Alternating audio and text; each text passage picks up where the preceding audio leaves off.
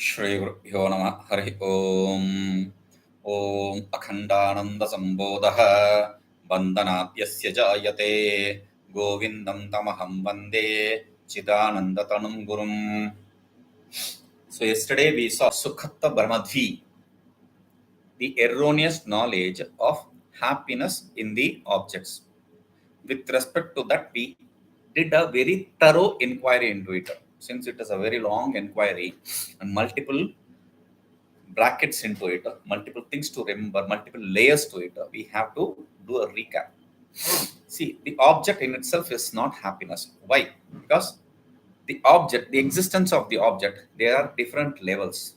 One is the absolute truth, the absolute existence.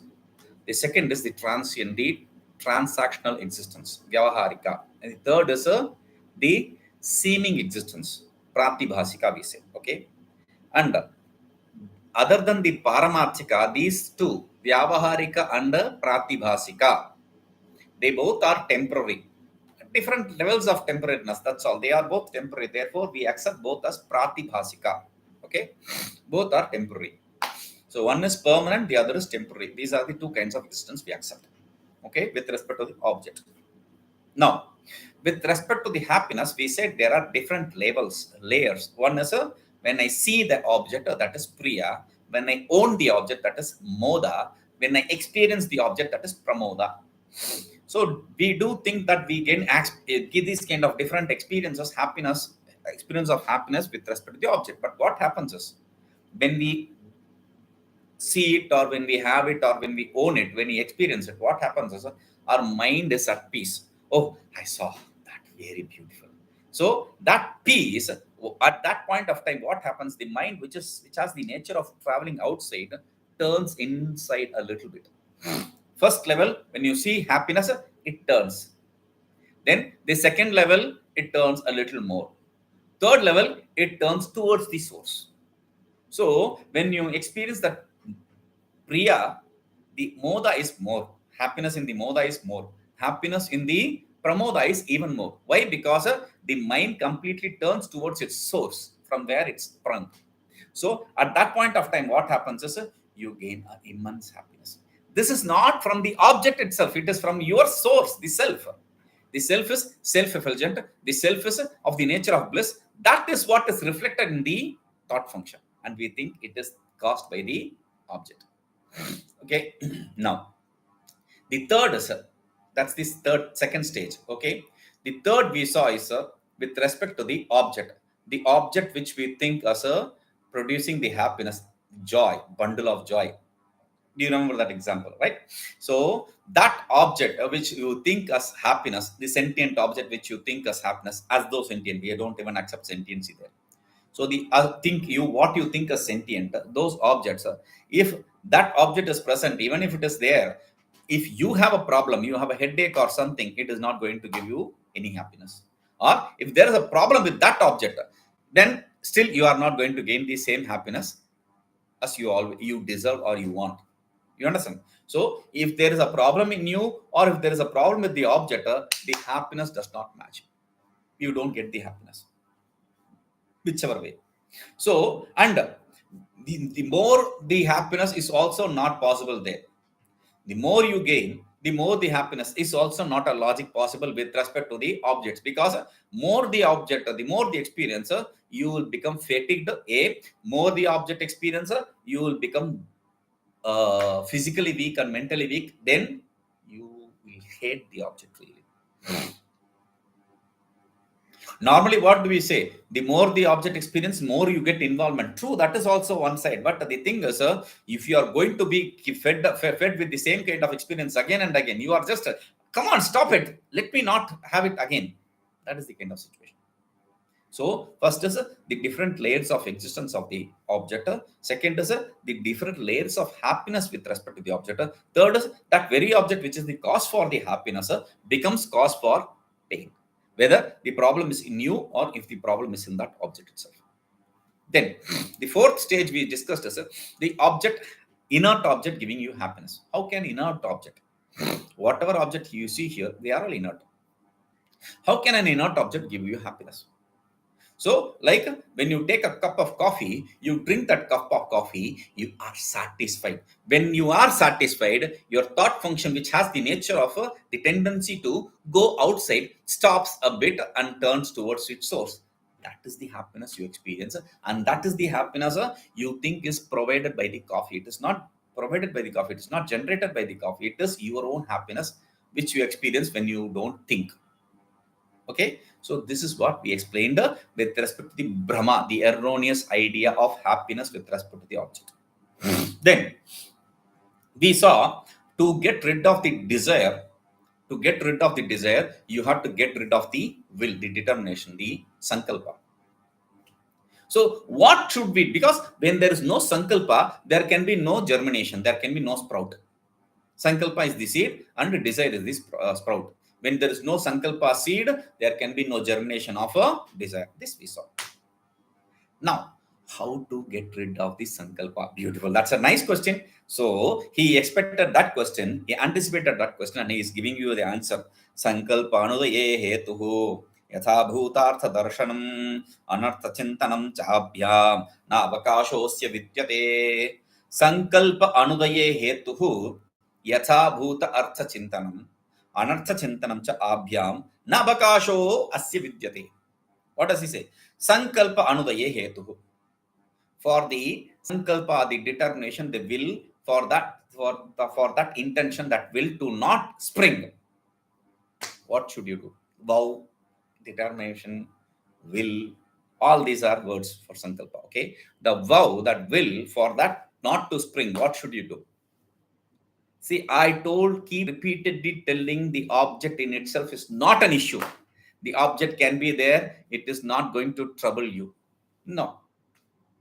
But the idea of it being good or bad, that is where the problem is.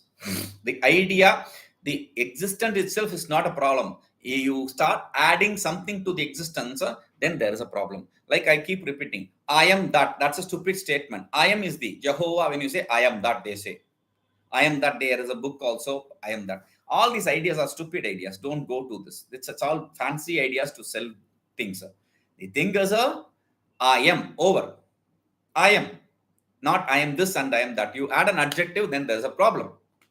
So here also, with respect to the object, when you see the object as object, there is no issue. When you see the object as good or bad, there is a problem. So that is why he says sankalpa anudaye hetuhu. This is the reason. Hetu means the reason, the logic for not getting the sankalpa, will. What is that? There are two reasons given. We listen carefully. He says yatha bhuta artha darshanam. Yatha bhuta artha darshanam, seeing things as it is. When you see a thing as it is, you don't give it any importance or any, there is no superiority or inferiority with respect to the object. Just see the object as it is. When you see the object as it is, there is no problem for you. Okay, then second is anartha chintanam cha, thinking of whatever troubles it is going to beget. Seeing the things as it is and thinking whatever troubles they are going to beget, that these two things they are going to bring, these two things these are the two means for getting rid of the sankalpa. Not getting the sankalpa itself. Not getting the sankalpa itself. So, na avakasho asya vidyate. When you think, abhyam na avakasho asya vidyate. When you do these two practices, then there is no possibility for avakasha, means there is not even a chance for the sankalpa to get life. But I didn't understand what is that yatha bhutartha chintanam. Now, if you didn't understand, he's bringing a beautiful example. Okay, and women love this example. I am not sure. I am not sure. Okay, but still, रत्ने दिशिला बुद्धिः जायते वा भयं ततः समीचीनत्वधीर्नैति नोपादेयत्वधीरपि. How to get this as it is idea and fear from it, the thinking of the problems in it, how to do that. So he is bringing a beautiful example. Ratne yadi shila buddhi jayate bhayam va tatah samichinatadhir na eti nopayatvadhi api. Ratne yadi, in a precious stone, in a precious stone. Okay, Ratna is a precious stone like diamond. Okay, now you see emerald, you see diamond, you see whatever. What are they actually? Basically, you dig you dig the land, you break open the stone morphosis, and due to the metamorphosis of the stone, what happens is it becomes so strong, it becomes emerald, and over the year, it becomes even more precious, all that, because the more the pressure and more the heat, it becomes a more costly stone. Okay, now I said precious stone. Okay, I said precious stone. You have a stone, a brick, a stone, whatever, and you have a precious stone. What is the difference? You don't run behind the brick or stone. That's a stone, it's available easily, but that's a precious stone. Precious, that is the key word. That's a stone. Whether this is a stone, that is a stone. If you see this as a stone, then that is also a stone which is gotten from the ground. If you understand it to be a stone, mere stone, Shilata Buddhi, Shila means stone. As a mere stone, then there is no issue actually. When you superimpose the idea that it is precious and all that, then you have a problem. Okay, so that is the first issue. So the first way to resolve it, to see things as it is. Over. There is a pot in front of you. Pot? Oh, that's a nice pot. Oh, that's a very ugly pot. You have all this idea, then you have started, you have created the world. It's a pot, over. There is no goodness or badness in it. Right? Next. Next is a anartha chintanam. Anartha chintanam, how? Bhayam tataha. Fear from it. Fear from a precious stone? Don't kid. That is how people think. But the problem is, yes, in olden days, when people used to trust each other, when there was not such a distance between, everyone knew every other person. So when there was not such a huge gap between people. When you see the train, you can see people, train or bus, people are always working on their cell phones instead of talking to the next person. You don't have to even talk, at least you can just enjoy the surrounding. No, everyone is on their cell phone. So let us see this. This precious stone. Earlier, what you used to do is when people go nowadays, they go to the shop, they look for a beautiful diamond for marriage, for this and that. Then what do? They swipe the card and buy the diamond, or pay cash and buy the diamond, whatever. The problem is, all the diamonds are not good diamonds. You have to test the diamond. People even don't even know that. What they used to do is they took the diamond, they won't wear it, or they don't put it in their body. No, that is not how they used to buy diamond with. They take the diamond before they make it a ornament. They take it, they tie it, they put it in a cloth and tie it around their waist, their hand. Okay, like they add this phone and all while jogging. They tie it as a band, like a band in their hand. Okay, and let it be there for a day, or they will while sleeping they'll put it under their pillow. So throughout that day, 24 hours or 48 hours, whatever that is, throughout that day they will see what is the omen it is bringing, what is the results it is bringing. Sometimes the diamonds are very terrible actually. They'll be very, they'll bring misfortune to you instead of fortune. Diamond is not a fortune, it can also bring misfortunes. Ah, ask a husband and wife, they'll know. The day they put the diamond ring, the misfortune starts.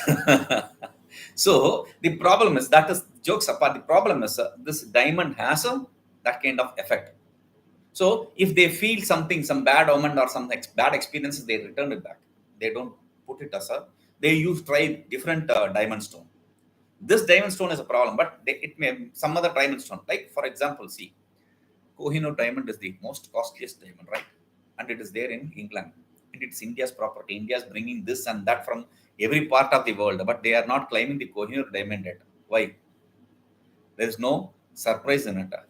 the Kohinoor diamond, when it was dug, that day, that fellow who dug it out from the earth, he had a problem. It was robbed from him. And the person who had it also was robbed by the, they were all doomed. Each owner, whoever had, till even the king who had this, the Hariram or whatever his name is, the king of Punjab or Patiala, whatever, that fellow also had a problem because it was taken away from him forcibly. Forcibly. They took it away and they kept it. And the moment, oh, but England is, what is the position of England? England took it away from the country forcefully, and they had to leave forcefully. They had to leave all the countries wherever they occupied. They had to leave it. And more than that, see the condition of England now. Do you understand? So that diamond has a problem. You have to understand that. That is why India is not red. Smart fellows, these fellows are. Okay. Now, see, thing is, bhayam cha tataha. You have to see the fear and all that. I'm not even talking about the fear because of the thieves and all that. Fear inherent with the stone itself. So, samichinatva dhirnaiti. If you think this, then you will never have the samichinatva buddhi. It is a very nice stone. No, how can you have that idea? When you see it as a stone, or when you see it as a problem, how can you see it's a nice stone? There's no possibility. And no upadeyatva. If you don't have the idea that it is nice and all that, there is no desire to gain it also. Right? So that is what he said. Then, yathartha darshanam vastun anarthasyapi chintanam sankalpasyapi kamasya tat badhopayeshyate. Whatever he said, he is bringing it in brief, concluding it with this shloka, this idea. Sankalpa and kama, how to get rid of it, he says, yathartha darshanam vastuni anarthasyapi chintanam sankalpasyapi kamasya tad badha upayah. Vastuni, tad vastuni, yathartha chintanam, yathartha darshanam, whatever be the object, the reality of that object, understanding the reality of the object, A, and anarthasya api chintanam, thinking about its the problems the troubles it can beget us, it can bring us. So when you think about that, then sankalpasya vikamasya badha upaya. This is what is the badha upaya, the means to get rid of, avoid sankalpa and kama. Okay, this is what is accepted. Ishyate, this is what is accepted by us. Next. But how can the object be problematic? How can I see it to be trouble and all that? If you don't know, we'll teach you. This is a very beautiful sloka with all that metrical thing. He explains this nicely. We'll see this. Dhanam bhaya nibandhanam satata dukkha samvardhanam prachanda tarakardhanam sputita bandha samvardhanam vishishta guna badhanam kripanadhi samaradhanam namukti gati sadhanam bhavati napi hirchodhanam dhanam bhaya nibandhanam satata dukkha samvardhanam prachandatara kardanam sputita bandha samvardhanam vishishta guna badhanam kripanadhi samaradhanam namukti gatir sadhanam bhavati napi hritchodhanam. Beautiful. Dhanam, you have to understand dhanam everywhere. Okay, wealth. What is wealth? Money or wealth, whatever it is. What is wealth? Bhaya nibandhanam, it is a cause for fear. Cause for fear. This fear, we'll see it in the next shloka. It is cause for fear. We saw it in the earlier shloka, and in the next shloka, he'll explain each different levels of fear. Okay. Bhayam nibandhanam, then satata dukkha samvardhanam. Satata dukkha samvardhanam. Continuously. Satata means continuously. It is not going to give you sorrow for once and all. No. Continuously, it is going to be cause for sorrow, grief. It is going to even grow more. The grief of the wealth is even going to grow more. And prachanda tarakardhanam. And because of your ego associated, because I am wealthy and all that, the arrogance, because of that, it is going to bring lot of pain to you. Who likes people who has arrogance? No one. So arrogance need to be taught a lesson. Arrogance needs to be taught a lesson. If you don't teach, then the nature will take care of it, and that will be a very costly lesson. So it is better It is taught by us. So he says, Prachanda tarakar dhanam. Then he says, Sputita bandhu samvardhanam. That's a beautiful thing. Sputita means close. Some bandhu means relatives. Close relatives, samvardhanam. It is going to bring in a gap, big gap. It's distance. It's going to make distance between relatives. It's going to make distance between the relatives. This is a very simple thing. It's going to make, each one of them will be given example later.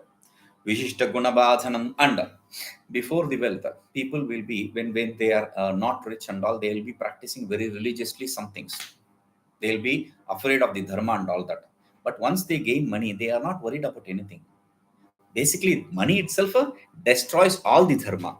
That does not mean the money is the problem. Money, normally what it happens, because of the ego and all that associated with the money, it destroys his good qualities. It destroys his dharma. And he becomes a very mean fellow. And that is why he says, Vishishta guna badhanam. But does the money become a hateful thing for everyone? No. It is a worshipable thing for some. Who? Kripanadhi samaradhanam. It is worshipped by Kripanas. Kripana means stingy people. It's worshipped. It becomes an object of worship for stingy people. And muktigati sadhanam na muktigati sadhanam. It does not become an object of it. It does not become a means for mukti realization. We know money is not a means for mukti. That does not mean the statement like for the people of wealth cannot reach the God, reach the heaven. No, that's a stupid statement. That is not what we mean. That's not what we mean. We don't accept everyone to be sinners. We accept everyone to be born because of their good and their bad. No one is responsible for that other than you yourself. No one, even the God. No, you are responsible for your karmas. So because of that, here it doesn't become the means for mukti. Means does not mean a rich person cannot become liberated. That's a stupid idea. Then you can see in the tradition, you can see the King Janaka. He became King Janaka. He's just a king. He became liberated. And the Bhagavata itself was taught to Parikshit. He's an emperor. He became liberated. Then over and above, the Lord of the heavens, deity, the Lord of heavens, the deities, Indra, he became liberated. So different levels of rich people, but still they become liberated. You don't have to have attachment. That's the only thing you need. Money is not a problem, right? That is what he says. Then next, some people think maybe money is not a means for heaven, but it can be means for my purity of heart.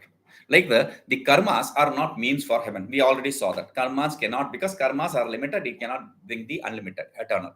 So therefore, karmas cannot be means for heaven, but karmas can be means for purity of heart. That also we saw. Just because karmas are not means for heaven, that does not mean that it should be given up, because it is means for purity of heart. So it can be means of purity of heart. No, money is not even means for purity of heart. That also is removed. Okay. Now you said whatever was said in the previous shloka, that is explained with example. He says, Rajnyo bhayam chora bhayam pramadat bhayam tatha jnati bhayam cha vastutah dhanam yamak bhayagrastam anarthamulam yatasatam naiva sukhaya kalpate. Rajnya bhayam chora bhayam pramadat bhayam tatha jnati bhayam cha vastutah dhanam bhayagrastam anarthamulam cha yatah satam naiva sukhaya kalpate. Yataha, because of the satam sukhaya naiva kalpate, it is not accepted to be something beneficial, good for the good people. It is never accepted to be good for good people, beneficial for good people. Why? Because rajnya bhayam, the fear of the rulers. The king, if you have money, he will tax you. The government taxes us. In some places, you earn a little bit more money, you are taxed 50% for you are fooled and the others are fooled also. For you are robbed for what? For making the people more lazy. There are lazy people whom this money will be given to make them even more lazy and grow the lazy group. Every country has this problem. They tax 35%, 40% as entertainment tax and all that. All stupid things. So people earn a lot of money so that they can be comfortable. But no, the government will not allow you. They'll say tax. You need to pay tax. Okay. See, it is a tax for our country, right? Very good. You are a good person. You don't feel very bad about it. You earn, you pay tax, and you are happy, right? No, you cannot be happy. What happened in India quite recently, some years ago? Like what happened? They decided to withdraw the 1,500 rupees note, and they introduced a 2,000 rupees note, and everyone had to stand in queue to get that note.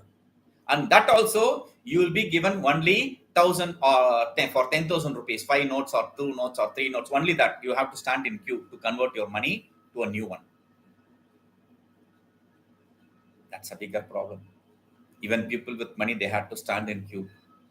Oh, I was smart during that period. Why? No, I'm not talking about myself. I didn't spend, so I didn't have any problem. But the problem is people who were using the smartphones and they used to pay it online using cards and all that, they were smart. So I was smart. I escaped that problem. Good. You are very smart. But still, there are situations where the country can decide whether you should remove money or not. And sometimes back it happened in Spain. They decided you cannot take more than this amount from the bank. It is your money, but you cannot withdraw. In many countries, they did this. You cannot withdraw your money. You can only withdraw this much amount money per day. The government will decide what will happen to you then. Okay, and you have to hide, stash in all the. That is why people afraid of all these things. They stash money. They make black money. So, are you comfortable with black money? No. Yes. Okay. If you are comfortable, then he says, Chora bhayam, you have fear from the thief.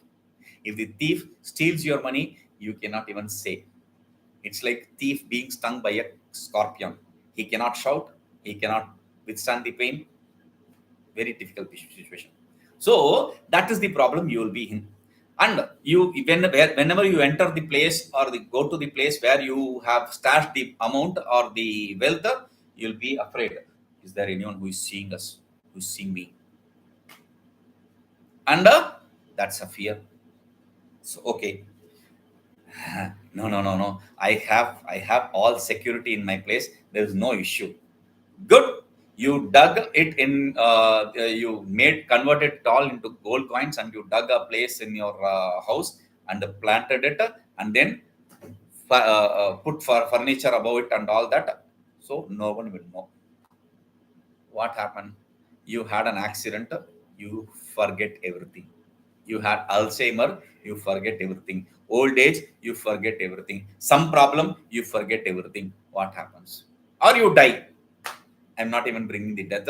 You forget something. What happens? This fellow who is so rich actually, because it is his money underneath in the ground, but he is begging for food. He is having problems for a square meal. That is pramada, bhayam, fear from the carelessness. And if you keep the money somewhere and you don't remember where it is, fear. Fear of forgetfulness. And next is jnati bhayam. Jnati bhayam, that is another very big problem. Jnati means relatives, the fear from relatives. Once you have money, people will throng to you and you cannot say no. They are your relatives. If you say no, they are not going to turn back to you and they'll say, oh, this fellow has become arrogant. Okay, you want to be good person, so you give them money. What happens? You are encouraging them to be lazy and they to be dependent on you, and they are going to come back again and again and again and again. So that is going to be a problem. That is a fear. Not that. Okay, you give them money, forget, no issues. You give them money, you ask, issues. You are not a good person. Fear. Okay, you don't give them money, you are not a good person. They are not going to respect you. Fear. So you give them money and don't ask, you are a good person. You don't give them money or you ask the money which you gave, you are a bad person. That's a problem. So that is why he says, Jnati bhayam, fear from relatives. Vastutaha dhanam bhayagrastam anarthamulam cha. In reality, Inherently the money is associated with fear, and the money is associated with troubles. Inherently, money or anything in the world, they are inherently associated with problems and fear. Therefore, yataha, since we are talking about money, therefore, satam naiva sukhaya kalpate. For good people, for the virtuous, it is not accepted to be a means for happiness. So, we'll see this, continue with this later. Om Purnamadav Purnamidam Purnat Purnamudachyate Purnasya Purnamadaya Purnameva Vashishyate. Om Shanti Shanti Shanti.